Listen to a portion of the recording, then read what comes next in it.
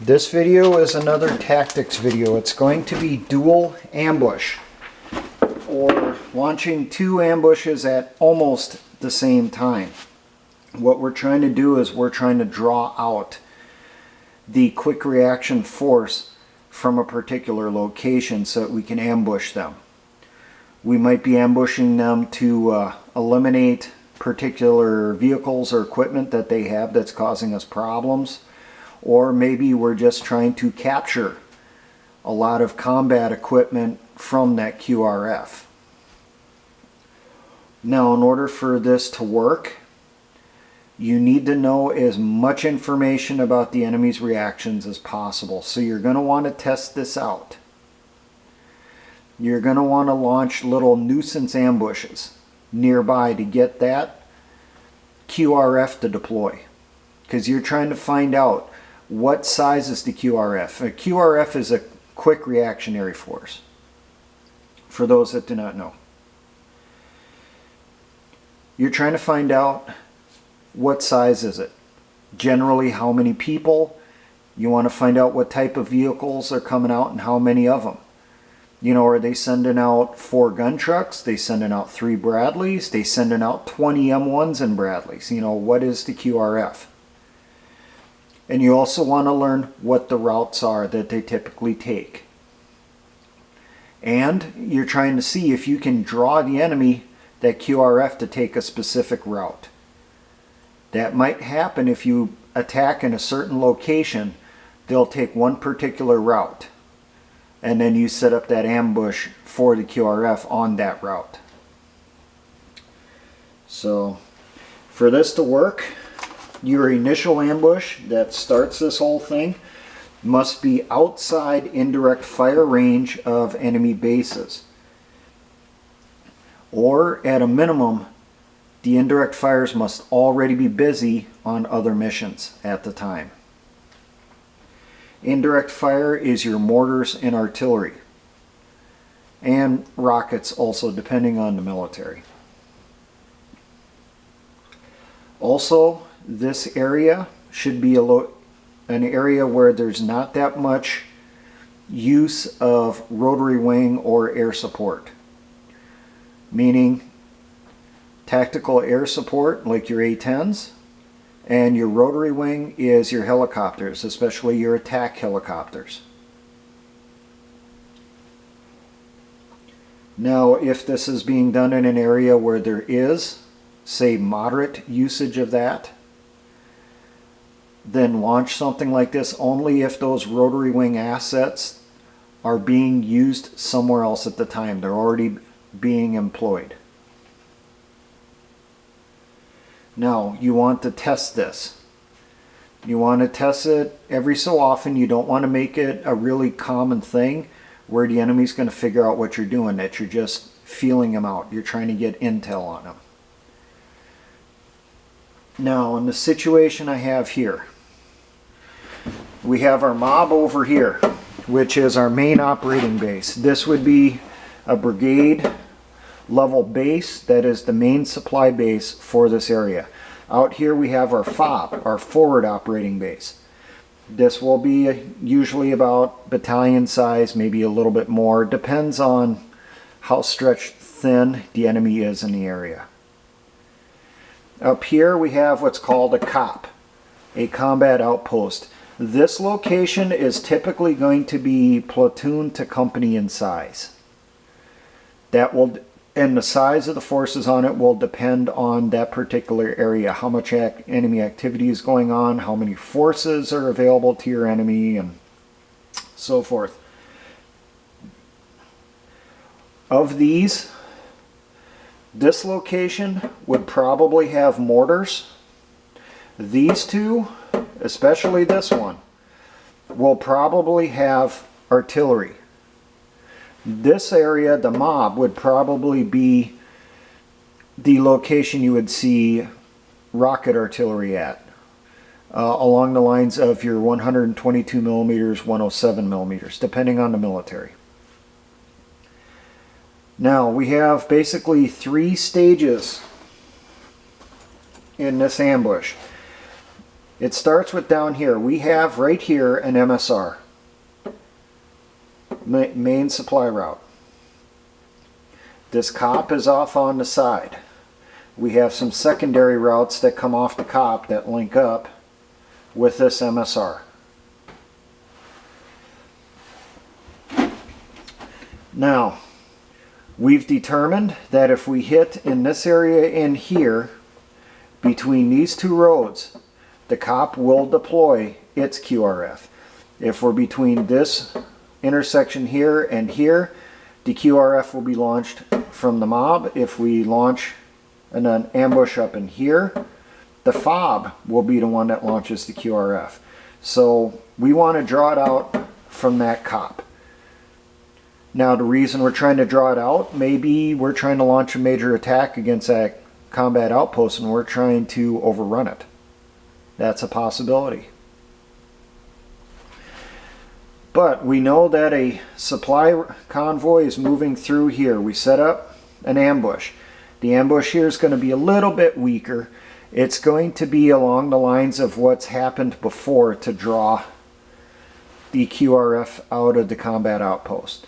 So we're disabling some vehicles. We're trapping vehicles inside the kill zone. You know, and we're trying to make it look like we're not well equipped in that stuff. We're spread out a bit more. We're disorganized and that stuff. But we're causing problems. So the enemy commander for this area determines he wants the QRF to come out from that combat outpost to back him up. Now we've learned that if we're closer to this intersection, he will travel down this route. He will launch his QRF this way to try to ambush us. Now for right now, I have the friendly forces, the guerrillas, on this side of the MSR, but it could be we would want to put them on this side to make the enemy think they can launch down, dismount, assault through, and squeeze us between two forces. So that's another thing that you're going to want to play with. But for right now, what I did is I put the guerrillas on this side, so the fires are going in this way. Now, this ambush is going on. The QRF is launched. Up in here along this road, we have a stronger ambush. And that ambush will have better weapons at a minimum. As soon as the QRF gets inside the kill zone, that ambush gets initiated. And the fires from this ambush must be heavy, and they must be fast. You are trying to completely wipe out this QRF as fast as possible. And as I said, if your goal is to destroy the vehicles, you're hitting the vehicles, trying to destroy them like right away. If you're trying to capture equipment, then you're knocking out those vehicles, taking out the gunners, and before they can really even respond, they're stuck inside the kill zone. You're assaulting in, tossing hand grenades inside the vehicles, whatever you got. You're putting rounds in there, taking them out. You're wiping them out. Overwhelming force in here. These guys down here, they're a diversion. This is the main ambush that we're trying to launch right there. Now, this ambush is probably likely going to be within indirect fire range of the combat outpost. So how are we going to take care of that? Well, maybe as soon as this ambush is launched, we might have some mortars or single-use rocket systems set up in a few locations around the combat outpost, and they start dropping rounds in there. Now it could be something where you have two mortars over here with their crews, and they have, say, three mortar rounds laying on the ground next to the tube.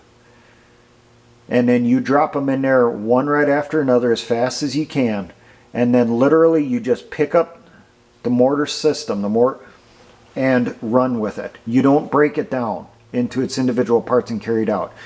You get people on there and pick it up. Maybe you get, depending on the size of the mortar, one person picks up the mortar and runs if it's a 60 millimeter. If it's an 81, I would not go a 120 on this. If it's an 81 or an 82 millimeter, maybe you'll get like 2-3 people that'll grab a hold of it. You'll slap the bipod together quick, the legs, and then you guys start running into the woods. And then you got 1 or 2 people that are going to grab the base plate and they're hauling butt behind you. You don't have additional rounds that are going to be weighing you down. You're going light. You're trying to get out of there as fast as possible. So it's 1, 2, 3, grab it and run. Over here, maybe for this one, we'll have some single-use rocket systems. Now this is a tactic that has been used a lot, extremely successfully, in Vietnam, Afghanistan, Iraq, and a lot of different insurgencies. What they'll do, they'll set up a single-use, single-shot rocket. Typically it's going to be a 107 or a 122 millimeter. They'll have basically a timer system set up 2 cables coming off of a car battery or a series of car batteries.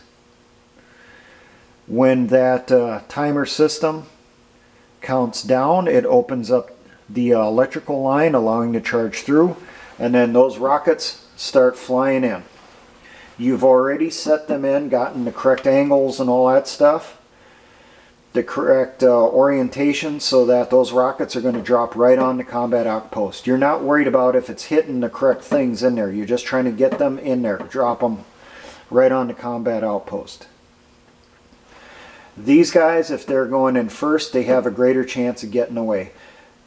And then while these guys are escaping, we fire off the stuff from over here. So the enemy's orientated this way. Now they're getting fire from over here.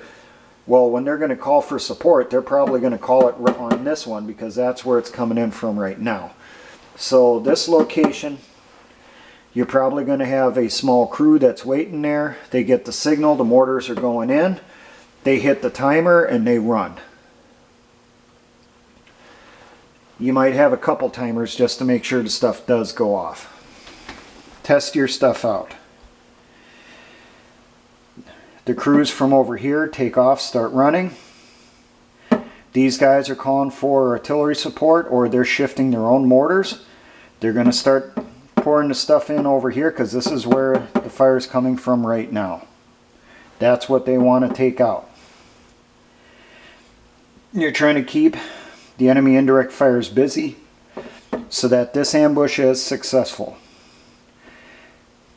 This ambush, they're getting in there, taking them out as fast as possible, stripping the equipment if that's the goal, and getting the hell out of there as fast as they can.